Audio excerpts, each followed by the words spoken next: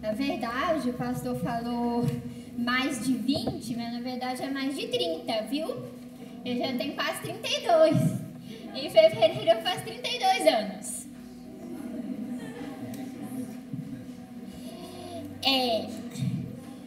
Então, assim, falou, né, para poder apresentar o livro, contar o testemunho, mas não falou exatamente qual testemunho, mas eu imagino que seja o testemunho que levou a escrita desse livro e dos outros que eu tenho. Então, assim, começa do começo mesmo, né, assim, eu cresci numa família que era cristã, não praticante, tipo, eles me levavam na igreja uma vez por ano, 2 vezes por ano no máximo, e eu não entendia nada, eu não sabia nada, e assim, aí quando eu fiquei um pouco mais velha, né, a partir dos 8 anos, mais ou menos, 9, eu comecei a ir por conta própria, mas eu nunca me firmava.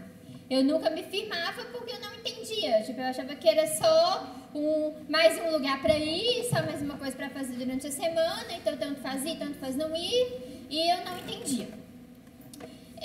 Até que quando foi em 2003, eu tinha 12 anos, uma vizinha me emprestou um CD infantil. E nesse CD infantil era tipo uma história de umas crianças que estavam numa sala de aula e chegava um aluno novo e eles iam ensinar para esse aluno novo que tudo que a gente aprendia na escola, português, matemática, ciência, geografia, história, tinha na Bíblia. Ensina as matérias da escola baseado na Bíblia. E assim, eu fiquei encantada com aquilo. E no final da história, o garoto lá do CD, ele faz uma oração para aceitar Jesus. E eu fiz essa oração junto com ele, dentro do meu quarto, sozinha. Por quê? Porque nesse dia eu entendi que Jesus é a verdade e eu queria a verdade. Amém. Então foi assim que eu me converti. Mas eu não tinha, assim, nenhuma orientação, nenhum discipulado, nenhum ensinamento, assim, eu não tinha nada. Eu continuei da mesma forma, tipo, indo pra igreja de qualquer jeito, sem ter entendimento nenhum, mas foi a partir daquele momento que Deus ele começou a trabalhar na minha vida. Foi a partir desse momento que Deus começou a mudar meu caráter. E isso tanto eu quanto as pessoas percebiam. Tanto que muita gente me parava na rua e perguntava se eu era crente. Porque eu dizia que eu tinha cara de crente. E eu dizia que eu não era. Só que assim, eu já era, só que eu não sabia. Então a lição que a gente tira disso é que tem muita gente, que da mesma forma que tem muita gente que tá dentro, mas não é, pode ser que tem muita gente que tá lá fora e é. Então a Bíblia, né, fala que a gente conhece a árvore pelos frutos. Então, assim, é possível que tenha pessoas assim que têm frutos de uma verdadeira conversão e que não está dentro, né, da igreja, mas pode ser que em algum momento já tenha passado por uma experiência de conversão, uma experiência de novo nascimento e não foi orientada, não foi ensinada, não foi discipulada. Foi o que aconteceu comigo. Isso foi até os 15 anos. A partir dos 15 anos, foi aí que eu comecei a ter vontade mesmo, assim, de começar a ouvir louvor, ler livro cristão, ler a Bíblia, a conversar sobre a Bíblia com as pessoas. Eu parava as pessoas no meio da rua, vamos conversar sobre a Bíblia, vamos estudar a Bíblia juntos, assim, sabe? Foi aí que eu comecei a ter essa sede. Então, assim, eu vi que primeiro Deus, ele tratou no meu caráter e depois em começar a buscar de forma mais substancial. E foi aí que eu comecei a querer ir para a igreja, eu comecei a orar para Deus me mostrar uma igreja para poder congregar. Isso com 15 anos. Eu orei durante 1 ano, até que Deus me direcionou para uma igreja que era lá perto da minha casa, e eu comecei a congregar lá. E eu já cheguei lá falando, olha, eu já estudei por conta própria, eu não preciso entrar na sala dos novos convertidos, porque eu já sei o que eu quero, eu sei que eu preciso me batizar e tomar Santa Ceia. É isso que eu preciso, o mais rápido possível. E assim, e o pessoal da igreja, eles acreditaram em mim e falaram que iam me colocar junto com uma turma de crianças. Eu estava com 17 anos na época, mas eles me colocaram com as crianças da igreja de 11, 12 anos, que eles falaram, eles também já se converteram, eles já nasceram na igreja, eles já servem ao Senhor desde pequenos, mas estão fazendo o curso só como uma revisão, só como um bate-papo. O curso deles, tipo, é 3 vezes mais rápido do que o dos novos convertidos. Aí eles perguntaram, você aceita? Eu falei, claro, se for assim. E realmente, aí a gente foi, se batizou. Só que assim, o problema é que depois que Deus me direcionou, né, a estar na igreja e a meio que começar a crescer espiritualmente, não ter só aquela experiência inicial, aí eu me tornei algo que a teologia chama de cessacionismo. O que é o cristão cessacionista? Ele é o cristão que acredita que Deus fala só através da Bíblia, que ele não fala através de dons espirituais, ele não fala através de línguas, de profecia, de revelação, ele só fala através da Bíblia. Tudo que Deus tinha que falar está escrito e a gente só precisa estudar. É isso que o cessacionismo é. A igreja que eu estava congregando, ela não era cessacionista, mas ela também não tinha ensinamento nessa área. Eu sabia que os irmãos, eles praticavam os dons espirituais, mas praticavam nos grupos pequenos, nos grupos nos lares, nos montes, nos grupos de oração. E eu achava que os pastores, eles não sabiam disso, que era escondido dos pastores da igreja. Olha só como que era a minha cabeça, como que... E assim, e por causa disso eu não buscava, né? Eu não buscava batismo com o Espírito Santo, eu não buscava dons espirituais, eu não buscava, eu só vivia aquela vidinha ali no mínimo, tipo no começo, sabe? Só no mínimo do mínimo. Até que um dia eu sofri um acidente em 2008, dia 10 de setembro de 2008, caí da cama, assim, cair da cama não era beliche, era uma cama normal, assim, foi um tombo bem bobo, mas assim, me arrebentou por dentro, arrebentou meu joelho por dentro. O médico falou que deslocou a patela, deu lesão de nervo, deu sangramento interno, e aí eu tive que colocar uma tala, depois um imobilizador, fazer 6 meses de fisioterapia, e fiquei com 6 anos de sequelas, assim, uma coisa terrível. Mas durante esse período de recuperação, um dia eu estava orando em casa, eu estava orando, e do nada, sem que nem porque, do nada eu comecei a falar em línguas, do nada. Eu estava orando, eu comecei a falar em línguas, e eu não entendi o que estava acontecendo comigo. Por quê? Porque como estava acontecendo comigo, uma coisa que eu não acreditava, mas estava acontecendo não era da forma que eu achava que dizia o que acontecia. Por quê? Porque qual que era a propaganda, né, das fontes secessionistas que eu estudava e tal? Era que a pessoa estava na igreja, fazia uma espécie de hipnose, de manipulação mental, para a pessoa ser manipulada psicologicamente e começar a falar em línguas. Eu achava que era assim. E não tinha como ser isso, até porque eu estava sozinha em casa. Então não tinha como ninguém estar me manipulando ali. E assim, enquanto eu estava tendo a experiência, veio algo muito forte no meu coração falando assim: ano passado você estava estudando, mas agora você tem que falar. E eu me responsabilizo pelo que você disser. Deus, ele falou isso comigo. E assim, só que eu não entendi o que aconteceu. Assim, na minha cabeça, eu tinha batido o joelho, eu sabia que eu tinha batido o joelho, mas eu comecei a achar que eu tinha batido a cabeça também. E eu tava ficando louca, ficando doida. Eu tava perdendo a sanidade mental. Assim, teve um dia do nada na escola que eu comecei a chorar. E assim, às vezes eu abordava pessoas na rua para poder orar e eu sentia de estar falando algumas coisas para algumas pessoas que eu não entendia o que era assim, por que eu estava falando, mas eu sentia que eu tinha que falar. E assim, eu comecei a achar que ou eu estava morrendo ou Jesus estava voltando. que não tinha outra explicação para aquela urgência toda que eu estava sentindo. Não tinha outra explicação. Mas assim, o tempo passou, eu não morri, Jesus não voltou.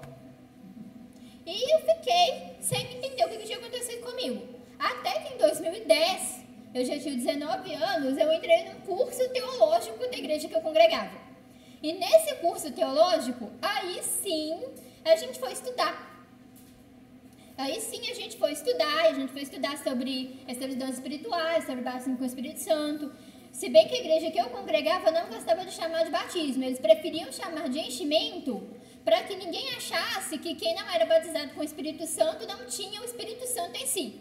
Para que os irmãos não fizessem essa confusão, eles chamavam de batismo a conversão e chamavam de enchimento o revestimento de poder. Mas isso é questão interna deles lá. Mas aí a gente foi, né? Eu fui estudar e eu fui entender. E eu fui entender que isso tinha acontecido comigo e que se tinha acontecido comigo, o que eu acreditava estava errado e tinha que ser revisto. Mas assim, isso ainda foi um processo, eu estudei isso em junho de 2010, mais ou menos. Durou até novembro de 2010, até eu reconhecer que eu estava errada, que o cessacionismo era uma balela. Né? Assim, até acontecer isso. E nesse... Desculpa rir, mas assim, porque é engraçado. Só que assim, nesse tempo, o que acabou acontecendo comigo? Eu meio que parei um pouco de estudar também, porque eu comecei a acreditar que os livros de teologia, né, que a teologia, que o estudo teológico não davam conta para as experiências que eu estava tendo. Não davam conta de explicar isso.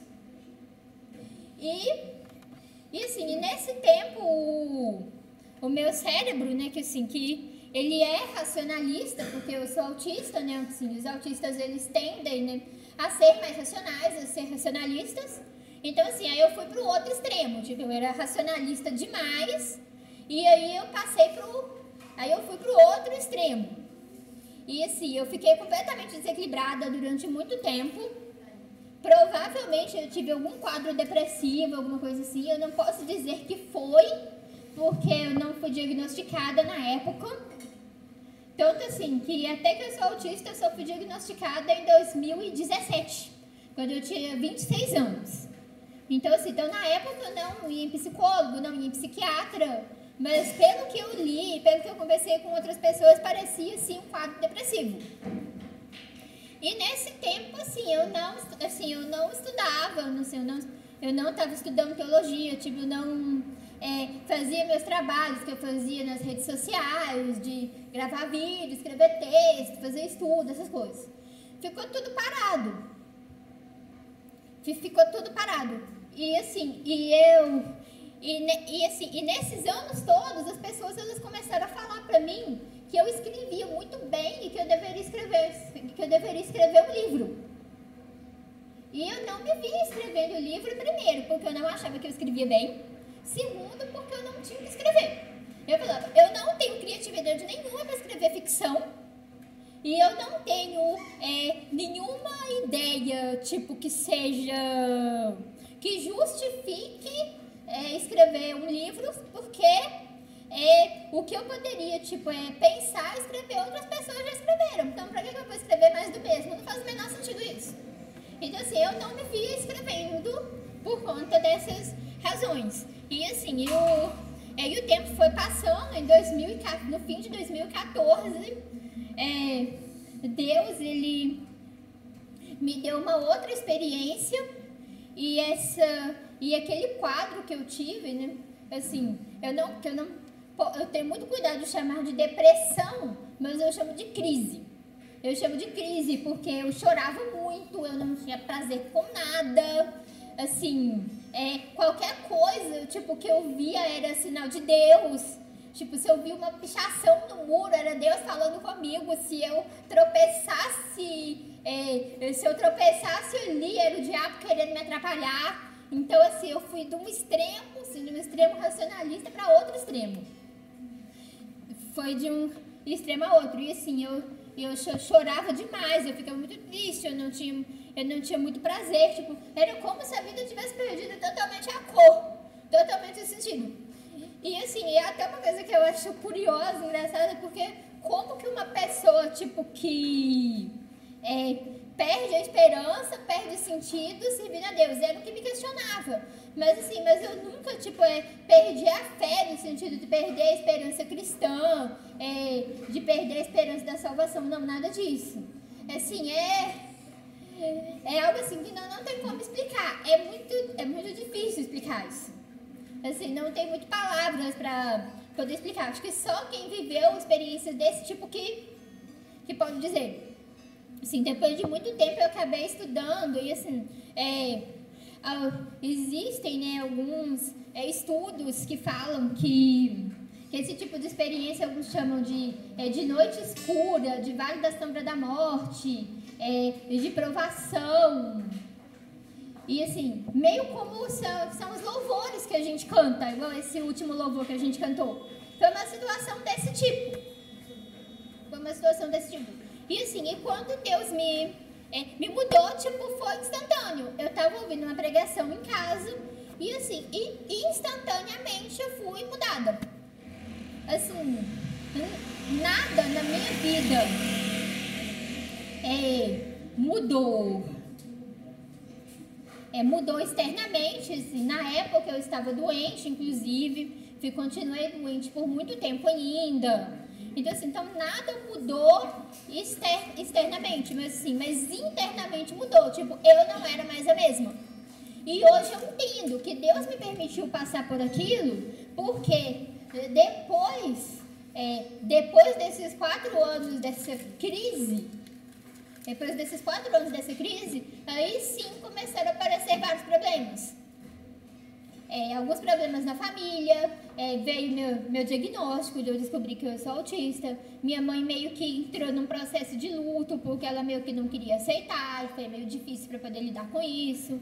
E depois teve um problema lá na igreja que eu congregava também, que eu sofri muito. Depois eu passei por um problema em um relacionamento que foi uma espécie de relacionamento abusivo. Depois veio morte na família, depois veio pandemia, enfim.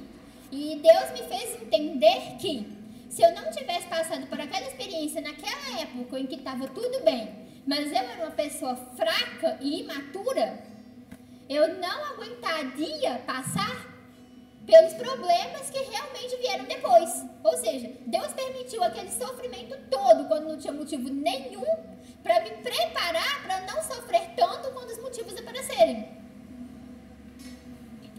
E assim, em 2018, 10 anos depois da minha experiência de batismo com o Espírito Santo, eu estava deitada em casa. Eu estava deitada, quase dormindo, meio dormindo, meio acordado. E veio uma frase na minha cabeça. A frase foi assim: eu sou cristã desde criança e eu nunca vi isso. A partir dessa frase que veio na minha cabeça, aí eu dormi. No dia seguinte, eu amanheci com essa frase, e junto com essa frase foi vindo várias ideias de nomes, vários nomes de locais, várias cenas de situações. Foi se construindo tudo na minha cabeça, assim. E foi aí que eu entendi. Eu tenho um livro na minha cabeça. Eu estou com um livro na minha cabeça, eu tenho que sentar e escrever isso. E foi aí que eu fui sentar para escrever. E aí eu descobri uma coisa ainda mais linda. Eu fui pegar meu diário, lá da época de 2008, quando Deus me batizou com o Espírito Santo, para tentar descobrir quando que foi. Porque como eu não entendi o que estava acontecendo, eu não registrei, eu não escrevi que isso tinha acontecido, porque eu não sabia o que era. Mas eu fui tentar ler para tentar descobrir. E eu descobri que em uma época de meados de outubro para trás, eu escrevia tudo errado. Tudo errado. Trocava letras, comia palavras, comia letras, não organizava parágrafos direito, mas de um certo momento pra frente, aí eu vi que estava escrito tudo certo. E eu entendi que quando Deus me batizou com o Espírito Santo, além do que já é esperado, que é a maior intrepidez para evangelizar, para testemunhar, Deus também me deu o dom da escrita, que eu não sabia que tinha. Eu não sabia que tinha. E assim, as pessoas elas falavam comigo que eu escrevia bem, mas eu achava que a minha escrita estava melhorando porque eu lia, porque eu estudava. Mas não, eu entendi que o batismo com o Espírito Santo também me deu o dom de escrever. Eu entendi isso. E assim, e nessa época também, eu também descobri, né, a verdadeira teologia pentecostal, que foram alguns livros, né, mais antigos, que não estavam sendo editados, e outros livros que começaram a ser editados de 2016 para cá, e comecei a ler. Foi aí que eu aprendi a gostar de teologia de novo, porque eu entendi que o meu problema não era com a teologia, mas era com o tipo de teologia que eu estava consumindo. E o livro que eu escrevi, ele fala exatamente sobre isso. Ele chama Marcas do Espírito, e ele fala sobre um adolescente de uma igreja pentecostal que chama Jeremias, e ele começa a estudar teologia na internet, e o que ele encontra é teologia sensacionista. Ele encontra exatamente isso, e ele começa a achar que as experiências dele não são reais, que a família dele não ensinou para ele direito, que a igreja dele não ensinou para ele direito, e resolve fazer cruzada virtual contra o pentecostalismo. Até que a família dele descobre que ele está fazendo isso e resolve contar para ele a história da família. E aí o livro volta para os anos 80, onde a família deles, amigos da família e tal, eram adolescentes, eram jovens adultos, e o leitor, ele monta o quebra-cabeça para descobrir quem que é o Jeremias e o que aconteceu e por que os pais esconderam tudo isso dele durante todos esses anos.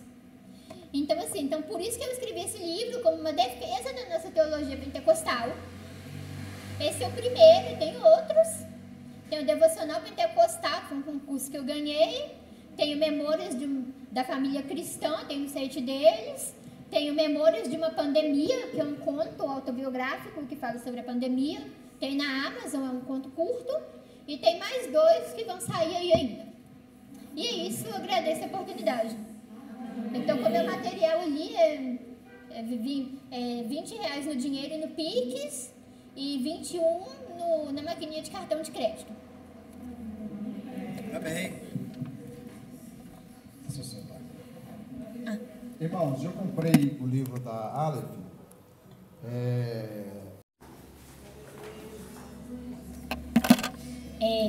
Na verdade, o pastor falou